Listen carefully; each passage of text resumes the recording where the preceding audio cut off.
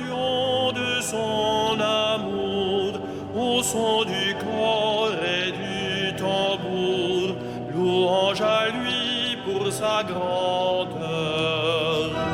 Louange à Dieu, très haut Seigneur, pour la beauté de ses exploits, à la musique et par nos voix. Louange à lui dans les hauteurs.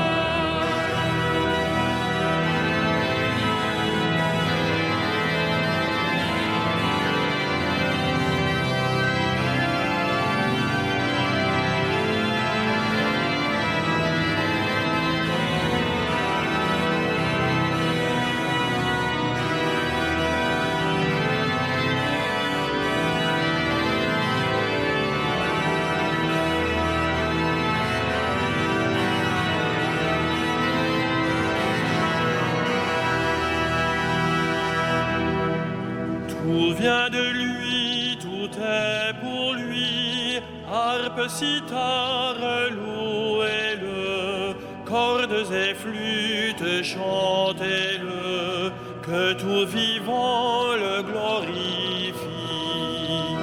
Louange à Dieu, très haut Seigneur, pour la beauté de ses exploits, par la musique et par nos voix.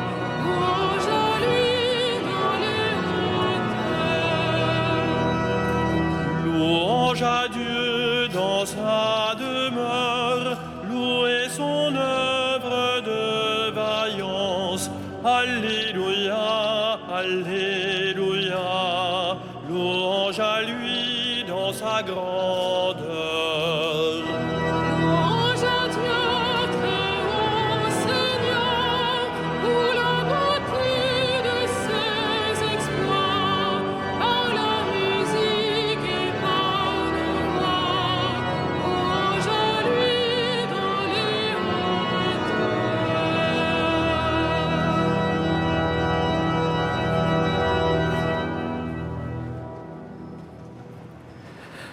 Au nom du Père et du Fils et du Saint-Esprit, la paix soit avec vous. Veuillez vous asseoir. Frères et sœurs, chers amis, il y a tout juste un an, c'était les attentats contre le Stade de France, le Bataclan, les terrasses des 10e et 11e arrondissements, qui venaient après l'attentat ciblé de Charlie Hebdo et de l'Hyper Cacher, et avant celui que nous avons malheureusement connu à Nice au mois de juillet dernier, sans parler des attentats individuels, des meurtres de personnes en raison de leur fonction au service de la nation ou de leur religion, comme c'était le cas du père Hamel,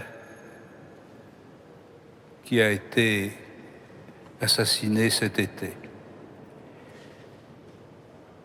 Ces événements nous invitent évidemment d'abord à prier pour les victimes, ceux qui sont morts dans ces attentats,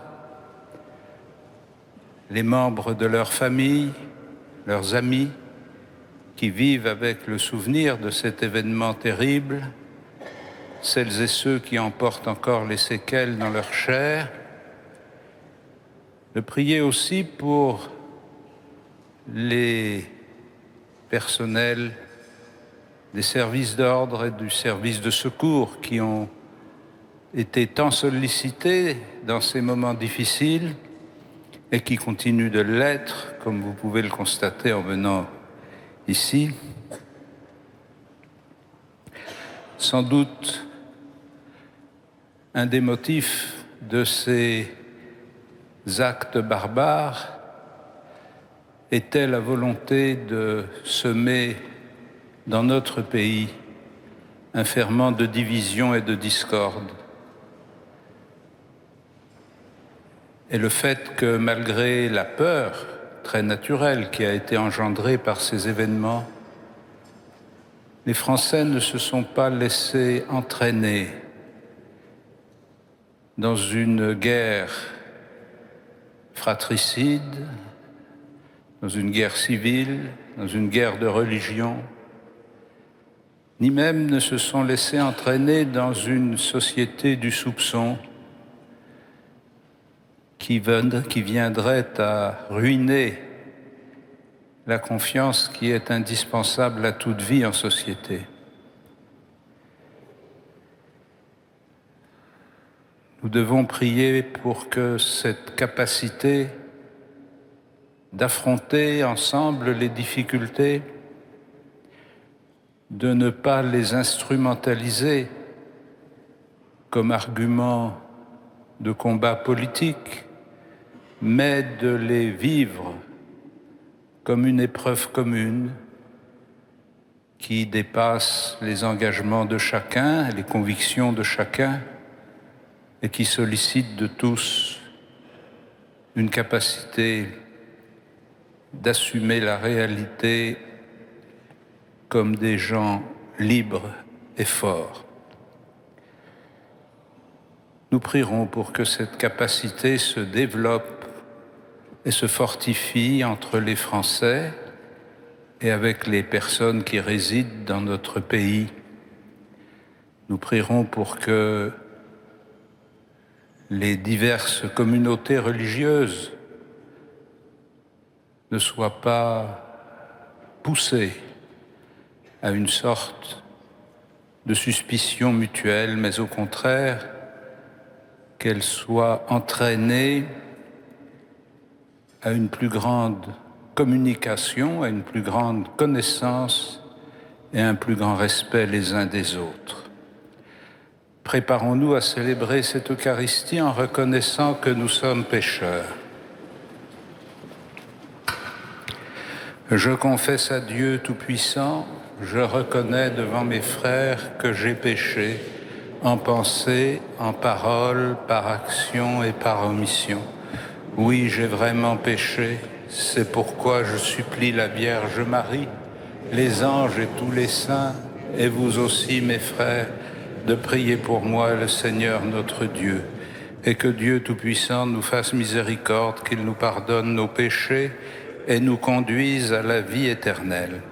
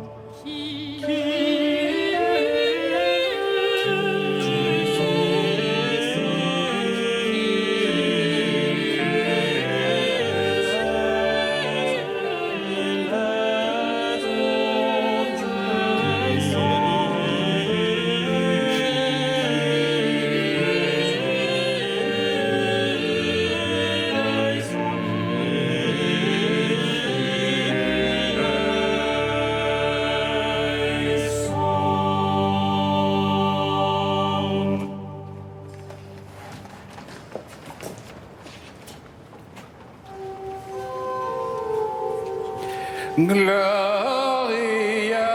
in excelsis Deo. Et in terra pax hominibus bone voluntatis. Laudamus te, Benedicimus te. adoramus te,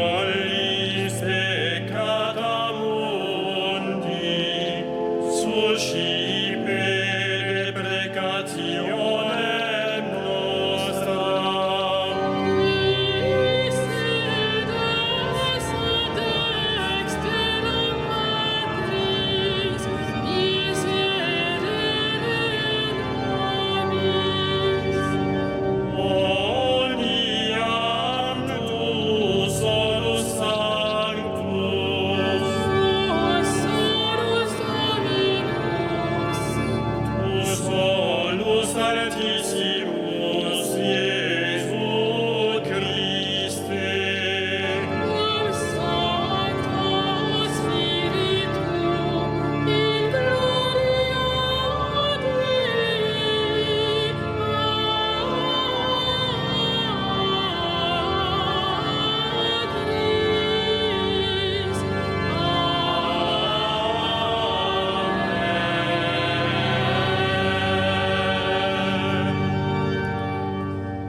Prions le Seigneur.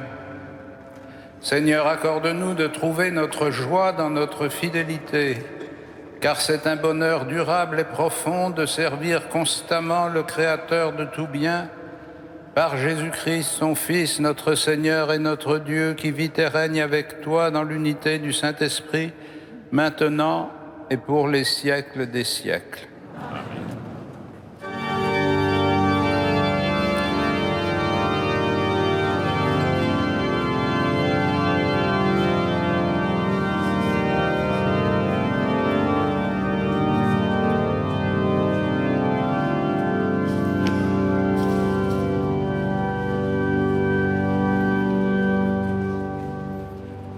Lecture du livre du prophète Malachie. Voici que vient le jour du Seigneur, brûlant comme la fournaise. Tous les arrogants, tous ceux qui commettent l'impiété seront de la paille. Le jour qui vient les consumera, dit le Seigneur de l'univers, il ne leur laissera ni racines ni branches. Mais pour vous qui craignez mon nom, le soleil de justice se lèvera. Il apportera la guérison dans son rayonnement.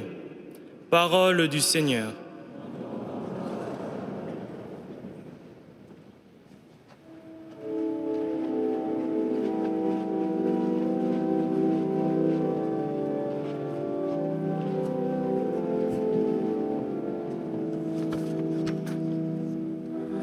Il vient le Seigneur,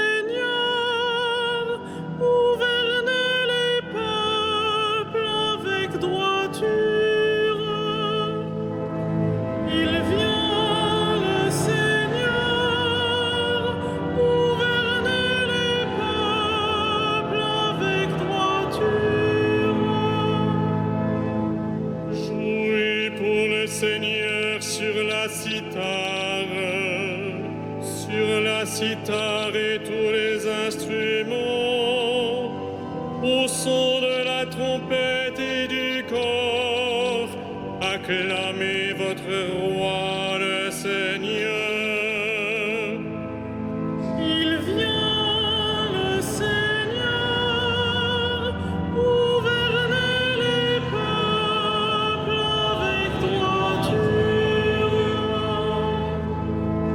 Résonne la mer et sa richesse, le monde et tous ses habitants, que les fleuves battent des mains, que les montagnes chantent leur joie.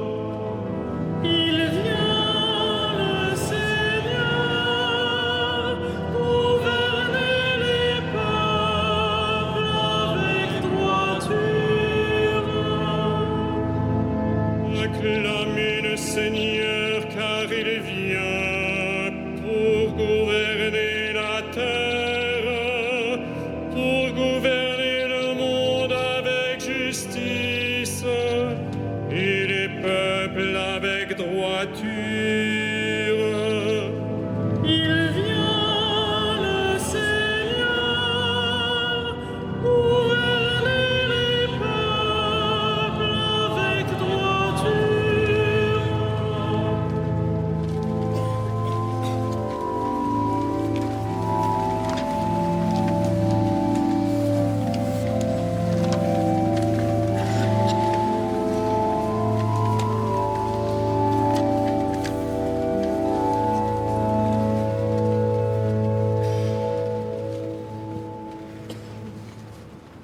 Lecture de la deuxième lettre de saint Paul apôtre aux Thessaloniciens. Frères, Vous savez bien, vous, ce qu'il faut faire pour nous imiter. Nous n'avons pas vécu parmi vous de façon désordonnée, et le pain que nous avons mangé, nous ne l'avons pas reçu gratuitement. Au contraire, dans la peine et la fatigue, nuit et jour, nous avons travaillé pour n'être à la charge d'aucun d'entre vous. Bien sûr, nous avons le droit d'être à charge, mais nous avons voulu être pour vous un modèle à imiter. Et quand nous étions chez vous, nous vous donnions cet ordre. Si quelqu'un ne veut pas travailler, qu'il ne mange pas non plus. Or, nous apprenons que certains d'entre vous mènent une vie déréglée, affairée sans rien faire. À ceux-là, nous adressons dans le Seigneur Jésus-Christ cet ordre et cet appel, qu'ils travaillent dans le calme pour manger le pain qu'ils auront gagné. Parole du Seigneur.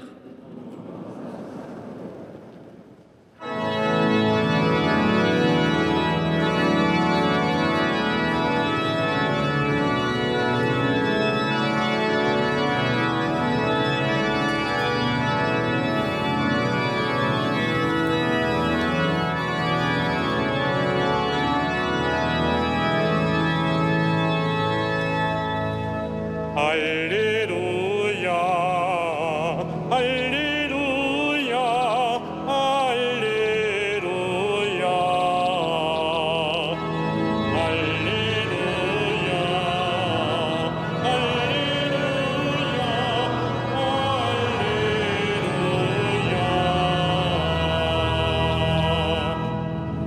Redressez-vous et relevez la tête, car votre rédemption approche. Alléluia, Alléluia, Alléluia.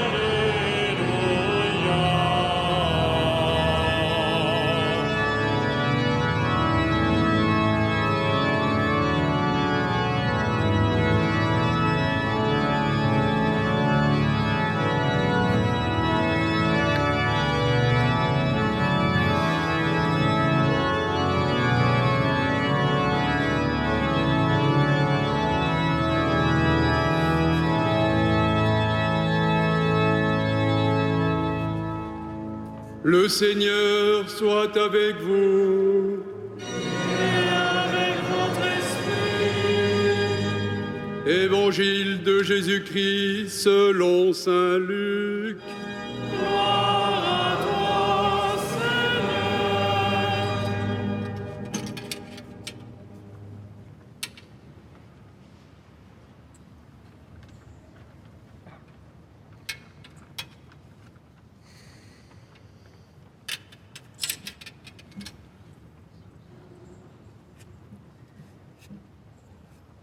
En ce temps-là, comme certains disciples de Jésus parlaient du temple, des belles pierres et des ex-voto qui les décoraient, Jésus leur déclara : « Ce que vous contemplez, des jours viendront où il n'en restera pas pierre sur pierre, tout sera détruit. » Ils lui demandèrent : « Maître, quand cela arrivera-t-il ? Et quel sera le signe que cela est sur le point d'arriver ?» Jésus répondit : « Prenez garde de ne pas vous laisser égarer, car beaucoup viendront sous mon nom et diront : c'est moi, ou encore : le moment est tout proche. Ne marchez pas derrière eux. Quand vous entendrez parler de guerre et de désordre, ne soyez pas terrifiés. Il faut que cela arrive d'abord, mais ce ne sera pas aussitôt la fin. » Alors Jésus ajouta : « On se dressera nation contre nation, royaume contre royaume. Il y aura de grands tremblements de terre et en divers lieux des famines et des épidémies. Des phénomènes effrayants surviendront, et de grands signes venus du ciel. Mais avant tout cela, on portera la main sur vous et l'on vous persécutera. On vous livrera aux synagogues et aux prisons. On vous fera comparaître devant des rois et des gouverneurs à cause de mon nom. Cela vous amènera à rendre témoignage. Mettez-vous donc dans l'esprit que vous n'avez pas à vous préoccuper de votre défense. C'est moi qui vous donnerai un langage et une sagesse à laquelle tous vos adversaires ne pourront ni résister ni s'opposer.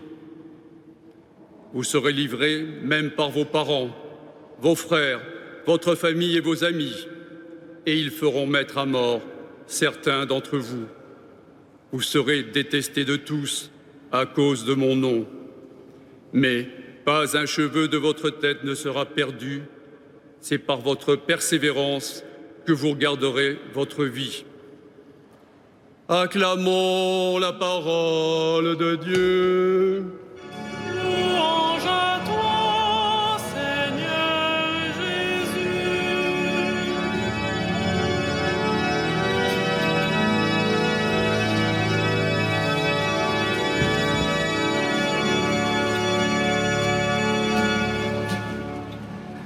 Frères et sœurs, la perspective de la fin des temps a toujours fait rêver les hommes. Toujours, ils demandent quand cela va-t-il arriver? Quels signes aurons-nous? Et les auditeurs de Jésus, comme les hommes de tous les autres temps, portaient la même question. Quand est-ce que ça va arriver? Et comment serons-nous prévenus? Car évidemment, ce qui préoccupe dans la fin du monde, ce n'est pas simplement que tout ce que nous connaissons disparaîtra et sera détruit, comme nous le dit l'Évangile, mais c'est que ça arrivera d'une façon imprévisible et à laquelle on ne pourra pas se préparer d'une façon particulière.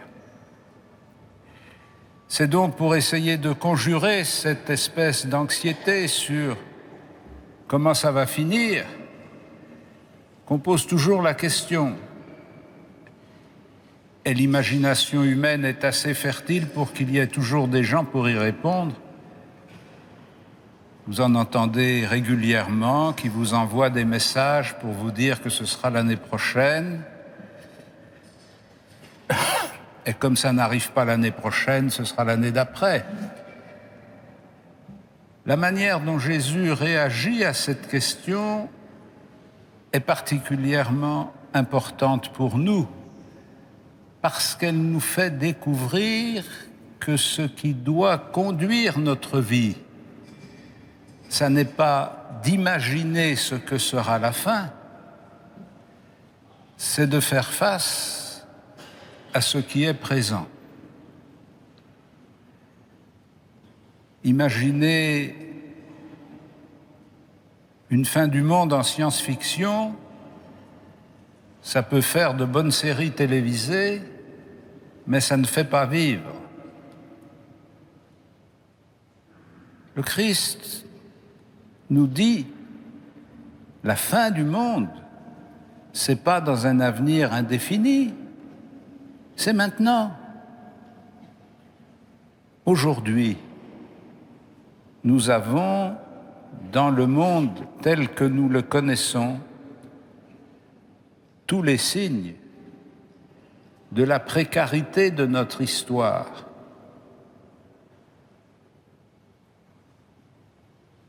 De la violence qui peut surgir entre les peuples,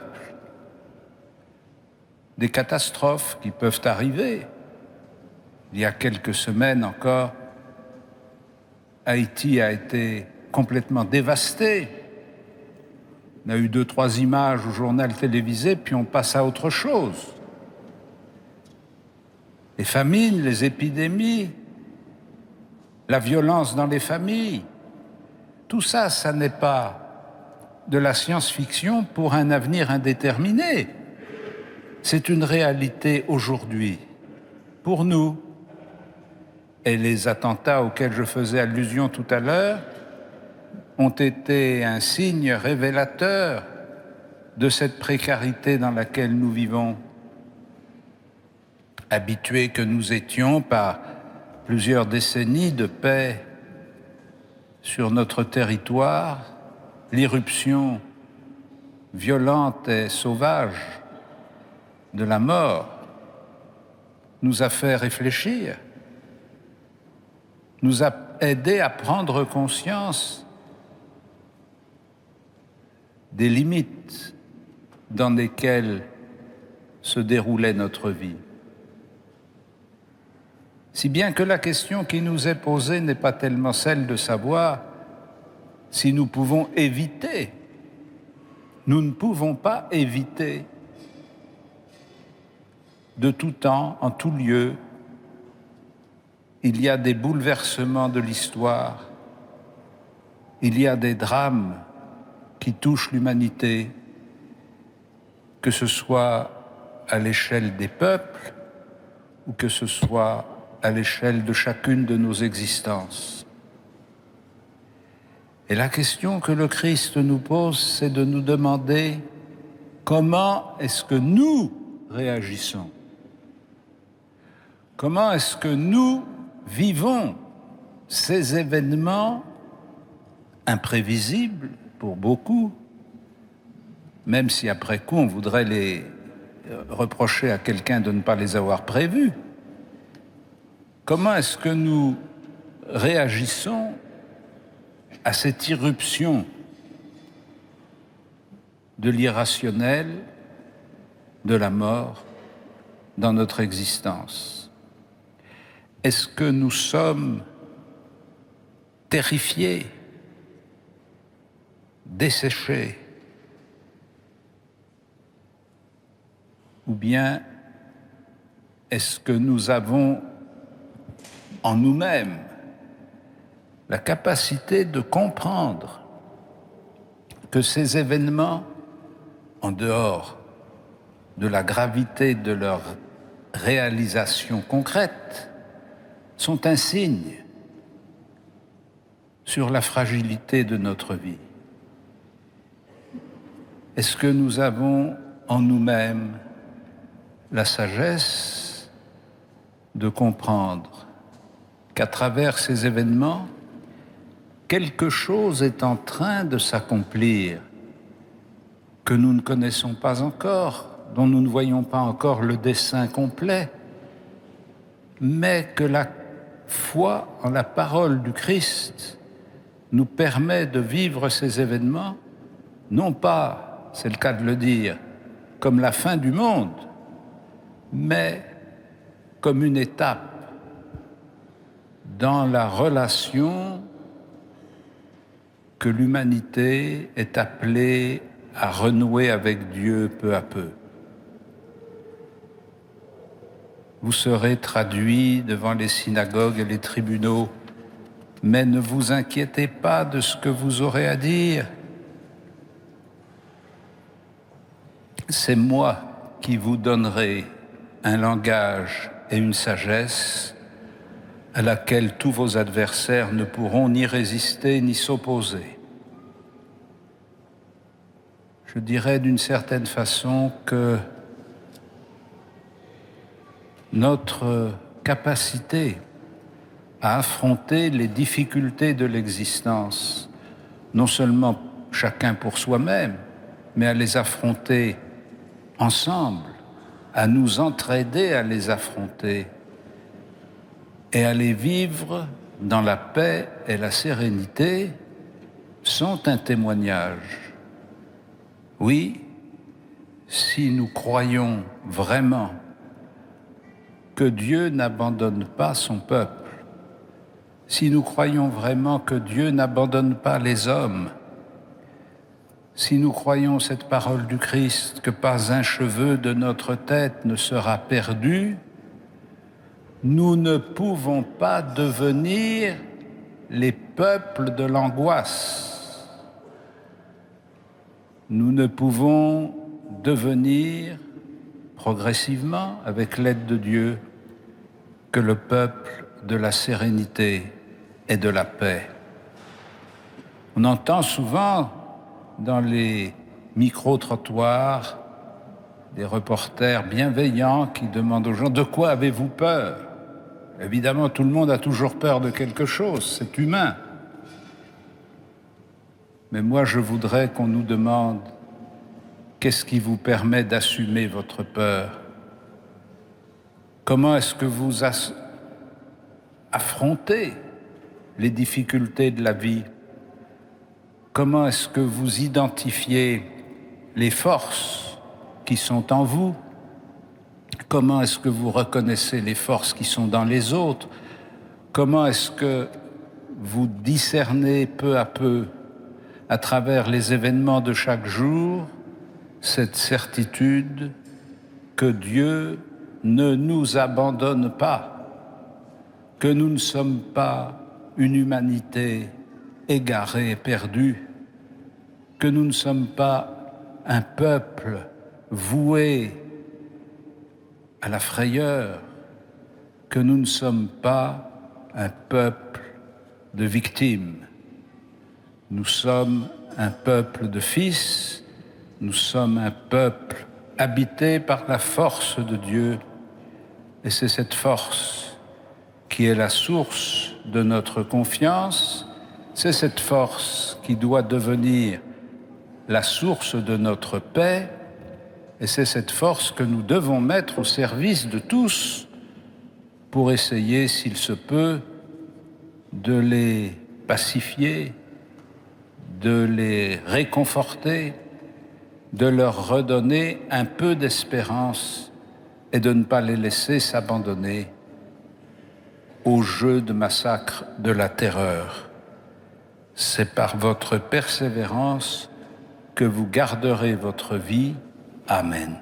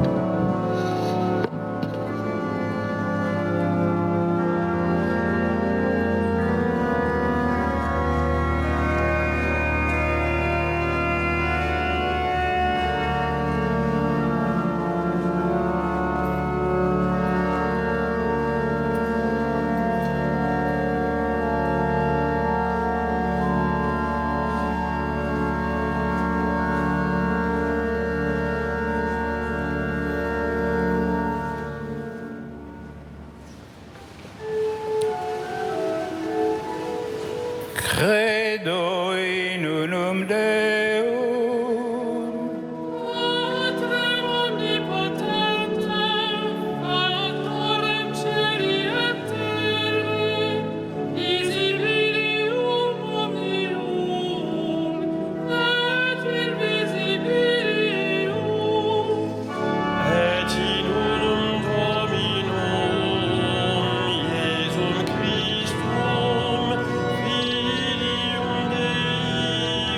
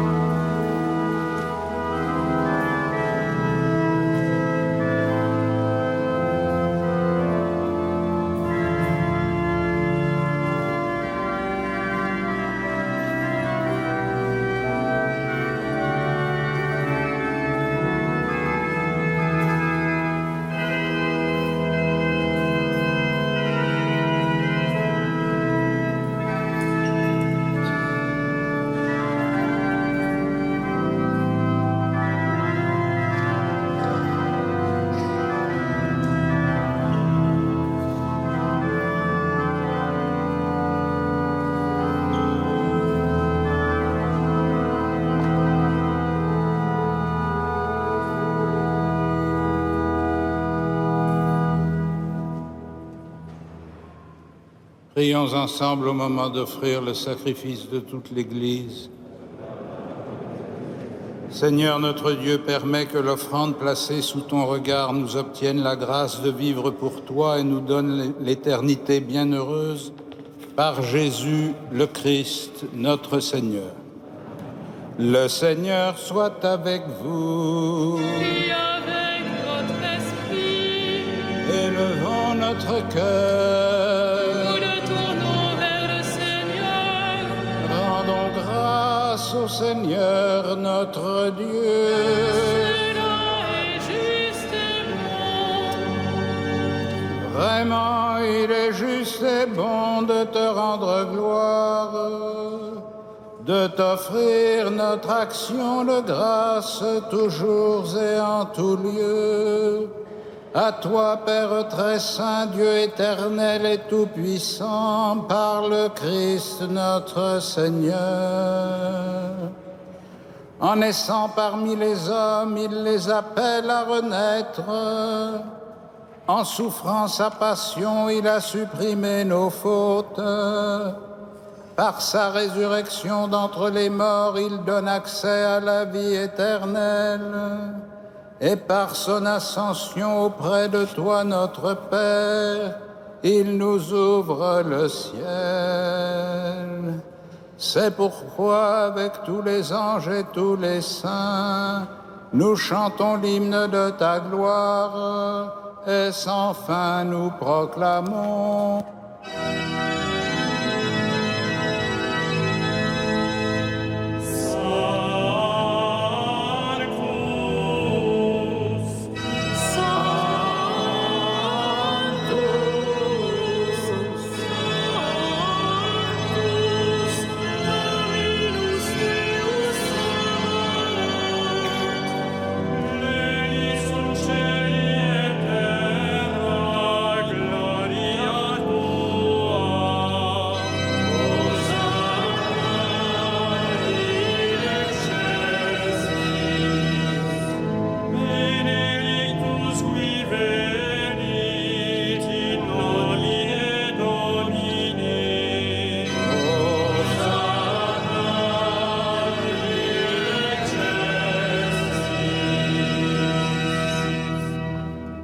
Tu es vraiment saint, Dieu de l'univers, et toute la création proclame ta louange, car c'est toi qui donnes la vie, c'est toi qui sanctifies toutes choses par ton Fils Jésus-Christ, notre Seigneur, avec la puissance de l'Esprit Saint. Et tu ne cesses de rassembler ton peuple afin qu'il te présente partout dans le monde une offrande pure. C'est pourquoi nous voici rassemblés devant toi, et dans la communion de toute l'Église, en ce premier jour de la semaine, nous célébrons le jour où le Christ est ressuscité d'entre les morts.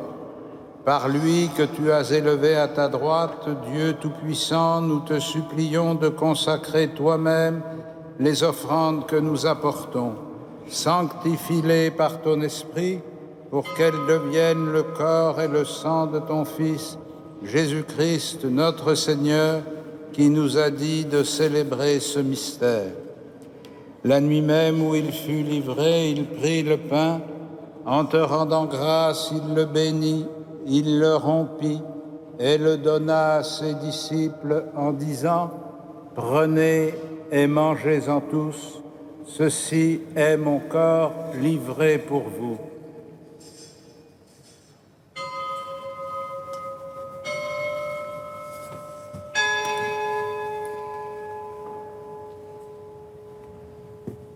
De même, à la fin du repas, il prit la coupe. En te rendant grâce, il la bénit et la donna à ses disciples en disant « Prenez et buvez-en tous, car ceci est la coupe de mon sang, le sang de l'alliance nouvelle et éternelle, qui sera versé pour vous et pour la multitude en rémission des péchés. Vous ferez cela en mémoire de moi. »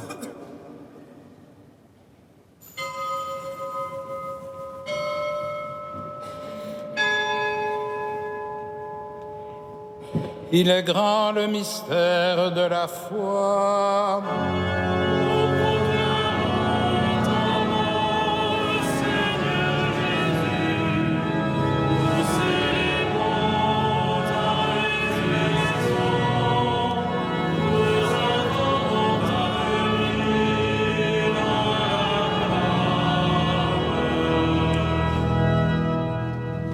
faisant mémoire de ton Fils, de sa passion qui nous sauve, de sa glorieuse résurrection et de son ascension dans le ciel, alors que nous attendons son dernier avènement, nous présentons cette offrande vivante et sainte pour te rendre grâce. Regarde, Seigneur, le sacrifice de ton Église et daigne y reconnaître celui de ton Fils qui nous a rétablis dans ton alliance. Quand nous serons nourris de son corps et de son sang et remplis de l'Esprit Saint, accorde-nous d'être un seul corps et un seul esprit dans le Christ, et que l'Esprit Saint fasse de nous une éternelle offrande à ta gloire, pour que nous obtenions un jour les biens du monde à venir auprès de la Vierge Marie, la bienheureuse Mère de Dieu, de Saint Joseph, son époux, avec les apôtres, les martyrs, Saint Denis et tous les saints qui ne cessent d'intercéder pour nous. Et maintenant, nous te supplions, Seigneur, par le sacrifice qui nous réconcilie avec toi, étends au monde entier le salut et la paix. Affermis la foi et la charité de ton Église au long de son chemin sur la terre. Veille sur ton serviteur, le pape François et notre archevêque André, l'ensemble des évêques, les prêtres, les diacres et tout le peuple des rachetés.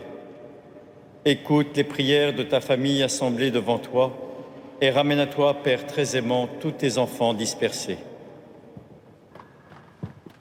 Pour nos frères défunts, pour les hommes qui ont quitté ce monde et dont tu connais la droiture, nous te prions. Reçois-les dans ton royaume, où nous espérons être comblés de ta gloire, tous ensemble et pour l'éternité, par le Christ notre Seigneur, par qui tu donnes au monde toute grâce et tout bien. Par lui, avec lui et en lui.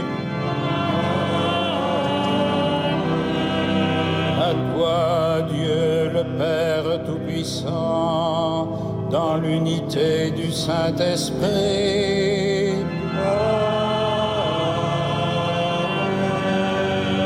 Tout honneur et toute gloire pour les siècles des siècles.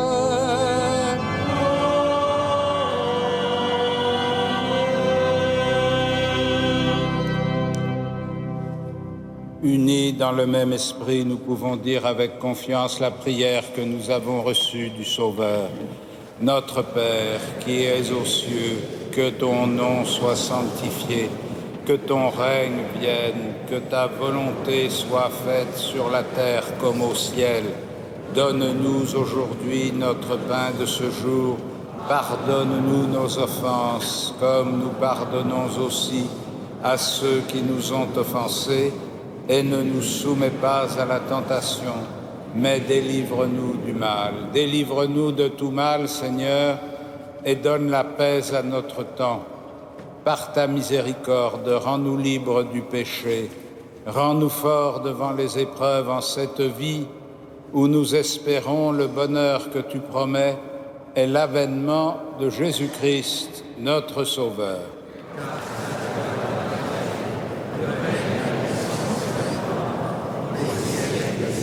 Seigneur Jésus-Christ, tu as dit à tes apôtres, je vous laisse la paix, je vous donne ma paix. Ne regarde pas nos péchés, mais la foi de ton Église. Pour que ta volonté s'accomplisse, donne-lui toujours cette paix et conduis-la vers l'unité parfaite, toi qui règnes pour les siècles des siècles. Et que la paix du Seigneur soit toujours avec vous. Et avec votre esprit. Frères et sœurs, dans la charité du Christ, donnez-vous la paix.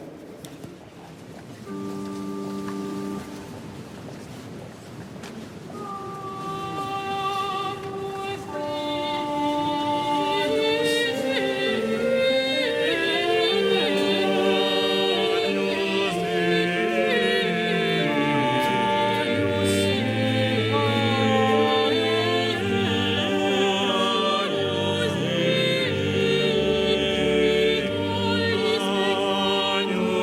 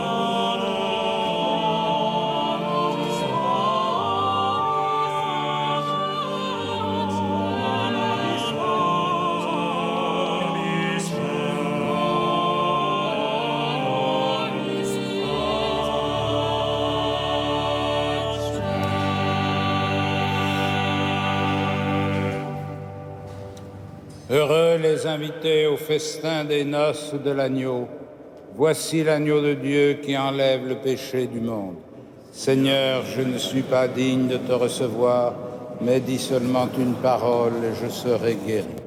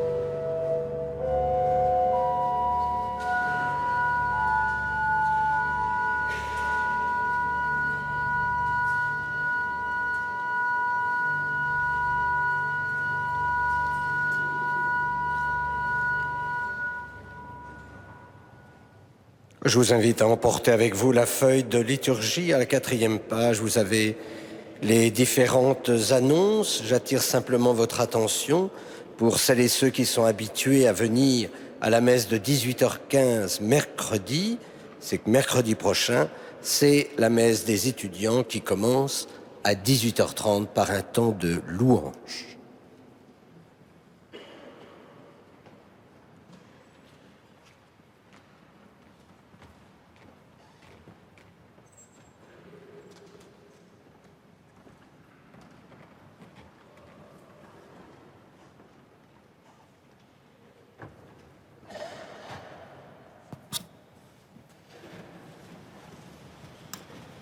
Seigneur, nous venons de communier au don sacré du corps et du sang de ton Fils et nous te prions humblement que cette Eucharistie offerte en mémoire de lui, comme il nous a dit de le faire, augmente en nous la charité par Jésus le Christ, notre Seigneur.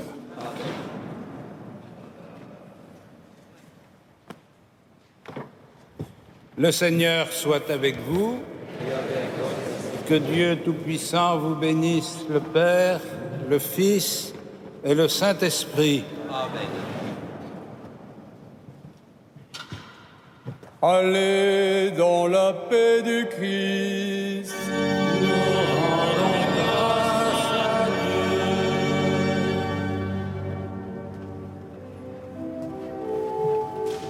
Salve Regina.